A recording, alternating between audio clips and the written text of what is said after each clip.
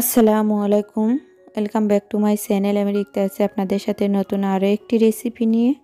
আজ আমি রান্না করলাম যশোর জেলার একটি জনপ্রিয় রেসিপি, সেটা হচ্ছে আমড়া দিয়ে ডিমের কুরমা।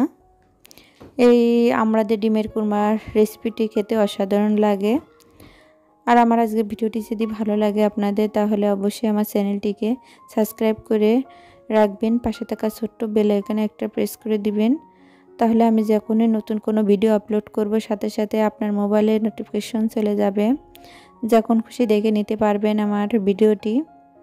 আর একটা লাইক দেওয়ার অনুরোধ রইল, আর চাইলে শেয়ারও করতে পারেন।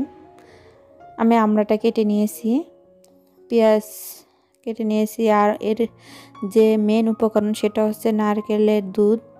নারকেলের দুধটা অবশ্যই লাগবে, তা না হলে খেতে একটু ভালো লাগবে না।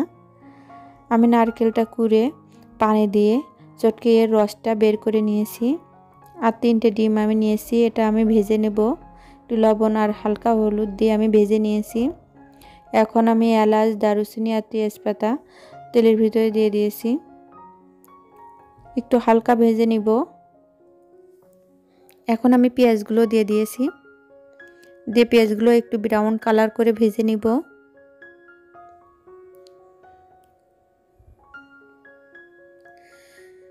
এখন আমি এর ভিতরে দিয়ে দিব রসুন বাটা,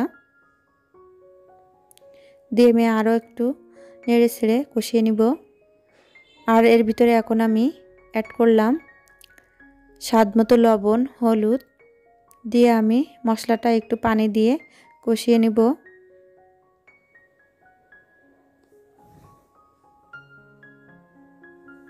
আমি হালকা একটু পানি দিয়ে দিয়েছি যাতে মশলাটা পুড়ে না যায়।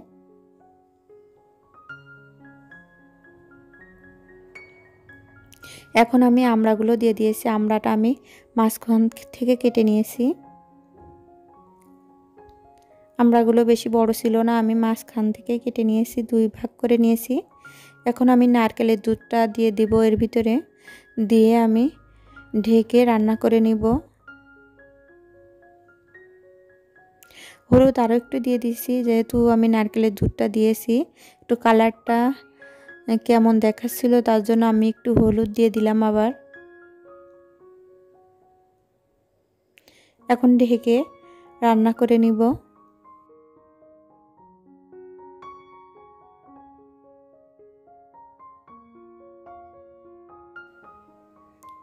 আমি ঢেকে আরও কিছুক্ষণ রান্না করে নিব।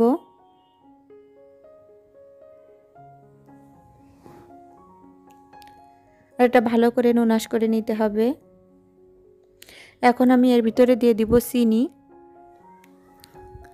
আর মিষ্টি যে যেমন পছন্দ করেন সেভাবেই দিবেন। আমরা রান্নাতে একটু মিষ্টি দিতে হবে বেশি, তাহলে স্বাদ লাগে ভালো খেতে। আমি আরও একটু চিনি দিয়ে দিয়েছি, যেহেতু আমড়াটা টক আমি একটু মিষ্টি দিয়ে দিয়েছি একটু বেশি।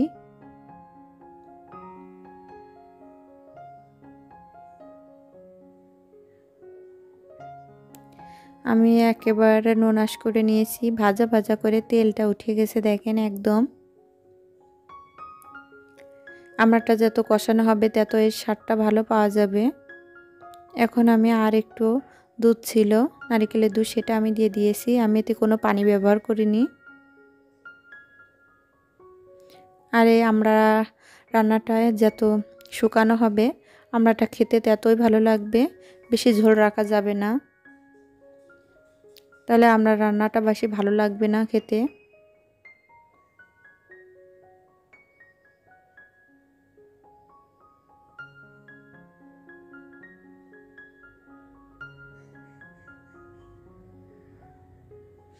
আমি ডিমগুলো অর্ধেক করে কেটে নিয়েছি, যে দেখতেও ভালো লাগবে তার জন্য। আর এর ভিতরে মিষ্টিটাও খুব সুন্দরভাবে যাবে। আর উপর থেকে আমি টালা জিরা দিয়ে দিয়েছি। আর এখানে এলাচ, দারুচিনি আর জিরা একটু ভেজে, শুকনো কলাই ভেজে একটু দিয়ে দিলে খুব ভালো লাগে খেতে, গ্রানটা ভালো আসে।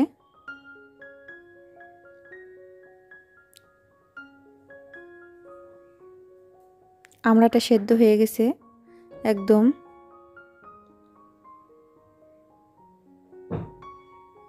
আর ঝোলটা আমি আর একটু শুকাই নিব।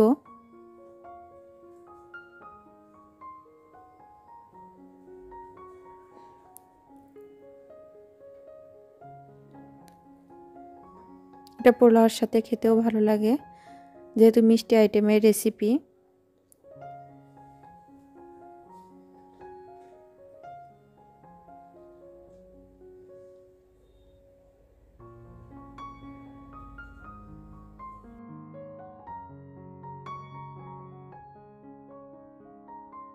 আপনারা সবাই ভালো থাকবেন। ভিডিওটি ভালো লাগলে অবশ্যই চ্যানেলটিকে সাবস্ক্রাইব করবেন, একটা লাইক দিয়ে ভিডিওটি দেখবেন। খুদা হাফেজ।